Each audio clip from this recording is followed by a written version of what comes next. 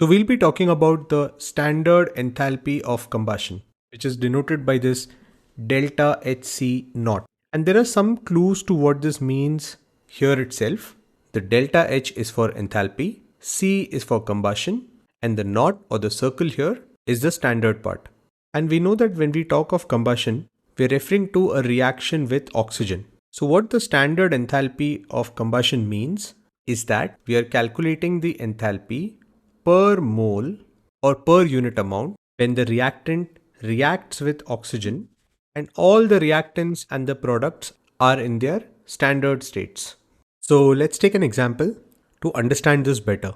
So here we have 1 mole of butane, which is C4H10, undergoing a combustion, that is reaction with oxygen, giving CO2 and water. This is a reaction with oxygen, and also the reactants and the products are in their standard states. And because this reaction is balanced, we know that the enthalpy here will be for 1 mole of butane.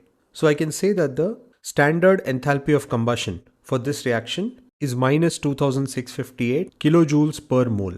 Now a couple of more things to take note here. The first thing is that here we have 1 mole of butane that is undergoing combustion. And the standard enthalpy of combustion that is given here is given for this 1 mole. So let's say if we multiply the entire reaction by 2, we get 2 moles of butane, 13 moles of oxygen, 8 moles of CO2 and 10 moles of water. And the enthalpy also is multiplied by 2 and it becomes negative 5316 kilojoules per mole.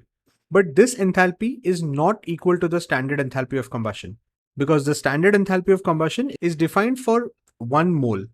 So that's one thing. Now the other thing to note is that this value is negative. Now when a substance undergoes a combustion reaction, we know that energy is released, like when we are burning something. And because in combustion energy is released, it is an exothermic reaction. And so by our sign convention, we have the enthalpy to be negative.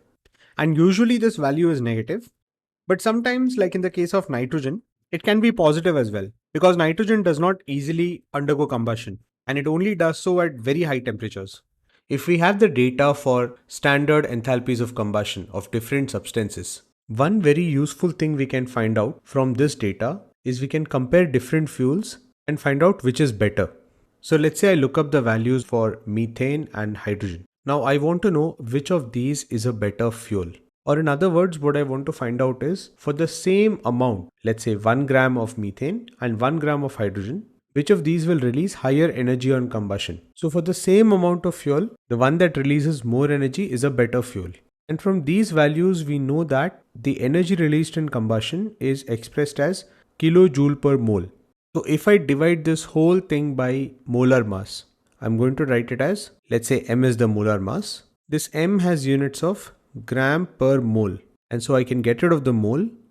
And on dividing by molar mass, I'm turning these units of kilojoule per mole into kilojoule per gram. And by using this number after division by molar mass, I can compare the two fuels. So let's do that here and see what happens.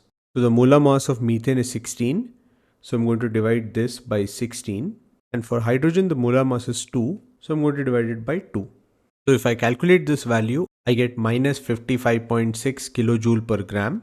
And for hydrogen, it is minus 142.9 kilojoule per gram. And this value that we get by dividing the standard enthalpy of combustion by the molar mass is called calorific value. And so by comparing the calorific value, we can say that hydrogen gives more energy per gram than methane. And so it is a better fuel. Apart from the calculation of calorific value, there is one more way in which these standard enthalpy of combustion values are useful. Let's see what that is. Let's say we want to calculate the value of standard enthalpy of formation of methane. And we know that methane is formed by this reaction. So to calculate this, instead of actually calculating this value, we can use our standard enthalpies of combustion and calculate the enthalpy of formation. So for each of these, that is graphite, hydrogen and methane, we know what will be the values of standard enthalpies of combustion. So if we look at the combustion reactions of these three, we can see that here carbon, hydrogen and methane undergo combustion to give products which are carbon dioxide and water. So we know that these are the combustion reactions and these are their corresponding enthalpies. So what we want to know is, can we rearrange these reactions to get this reaction here? You can pause the video here and give this a try and we'll continue in a bit. One way to think about how to rearrange these reactions to get this reaction is to look at the left hand side and the right hand side individually. So let's take these two reactions first. Now what if I multiply the second reaction by 2 and add it to the first one? So I will get something like C plus 2H2 here, which is the left hand side of this reaction. And here on the right hand side we have this CH4. So if we reverse this reaction and add it to these two above, we can get the CH4 on the right hand side. So let's try this out. Let's first multiply this reaction throughout by 2. So this will become 2H2. This half multiplied by 2 will become 1 here, and there will be a 2H2O here. And now let's just add this reaction and this reaction.